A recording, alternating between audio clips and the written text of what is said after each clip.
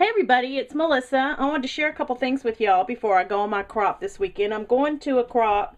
It's called Two Cropping Chicks, and we crop from Friday at 2 o'clock in Baton Rouge, Louisiana till 4 o'clock Sunday afternoon. So, I'm all packed for that. And let me just show you. I power packed. Oh my gosh. Aren't y'all proud? That's a small stack for that long of a time. So anyway, that's my stuff. I'm all packed. So I just have a few things out and I just want to do a quick share with y'all. I'm going to be working on a Halloween album. And as y'all know, I have no grandkids. But in hopes of having grandkids in the future, I'm going to make this album. So anyway, I used my Tim Holtz on the edge dies. And I used the file tabs, the brackets, and the plaque and postage die. You know that on the edge die each has two different edges. So, except the tabs, there's two different tabs. I have to tell y'all though, this is one of those large poster size art board sheets that is super thick. And I have always done my books by hand, cut them by hand. And I love these dies, are fabulous, but I just have a cuddle bug.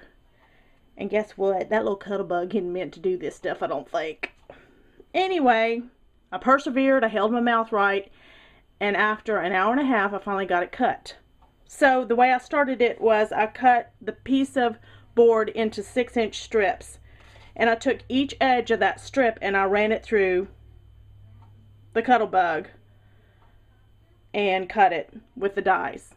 Now if you're going to do this, it would be better if you didn't have a big shot that you borrow a big shot or you buy a big shot. I will be buying a big shot in the near future because I love to do minis with this thick stuff and it's just going to have to happen.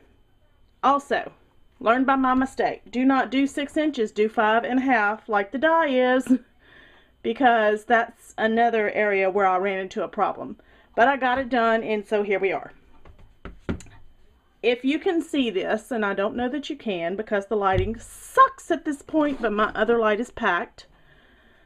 My cover is a little bit shorter than the back cover, and that way you can see the plaque edge, and then you can see the brackets edge. And I thought that was kind of a neat effect. I hope y'all can see it.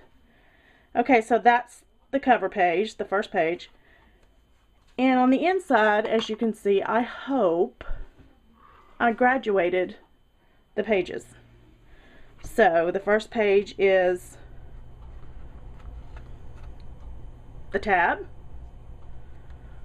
then the stamp edge,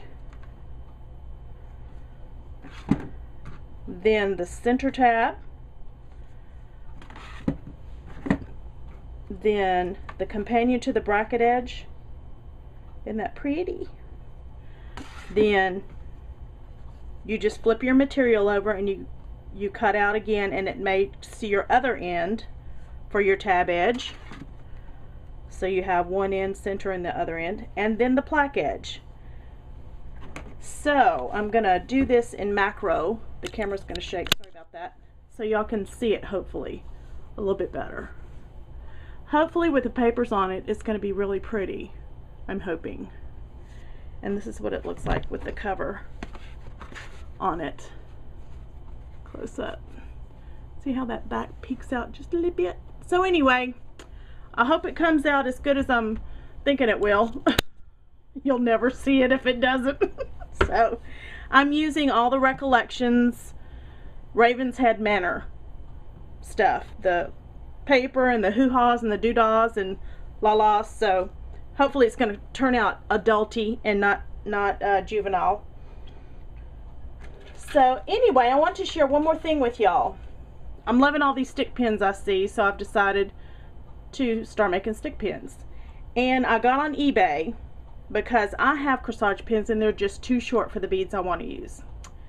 Got on eBay and I found 3.5-inch stick pins. And the Cutting Garden is the company. Let me give you her website. It's tcglex.com. She has these stick pins in many colors, and she has others besides this. But these are the ones I wanted because they're 3.5 inches. Now I got the white because immediately I thought if I get white I can dye it any color I want. You get 75 of these with shipping for less than $8. So I thought that was a good deal. Let me know if it's not, because I don't know. I've just started doing this. So here is my stick pin that I dyed with, since everything is packed, my Stays on Re-Inker. Hey, you use what you got, huh? So anyway, I dyed that with my Stays on Re-Inker, and it's kind of a flat finish. It's kind of spooky. I like it. I like it. And I found these fantastic, y'all probably are like, she is nuts, but they're gorgeous. I'm gonna shake the camera again. Look at these beads. They are filigree looking things. You can see right through them. I hope you can see through them. My other light is packed, y'all. I'm so sorry. The lighting sucks. So anyway, I thought those looked Halloweeny. Elegant Halloweeny, I should say. So let's get started. At Walmart, I found these cute butterflies, which we won't be doing for this album, but aren't they cute? And I found these stars, which I will be using these because stars make sense. But I thought I'd start with one of these pretty filigree ones. And the way I'm going to start it is I need some color on here. So I'm going to put a red, one of the bigger seed beads. And then I'm going to put one of those large bead caps. I got this at Walmart with those other two beads I showed you. Now I'm going to put the teardrop shaped filigree bead, which is absolutely gorgeous. You gotta sing it, you can't say it. And I'm going to put a small spacer. I got these spacers at Michael's, just the Elite Better Beads. And let me show y'all these big black filigree beads. They're the black lace beads. There's 6 of them, 2 of each. And so I've got the spacer, I've got that big bead, and then the red. Let's put some green on there, so it'll really be Halloweeny.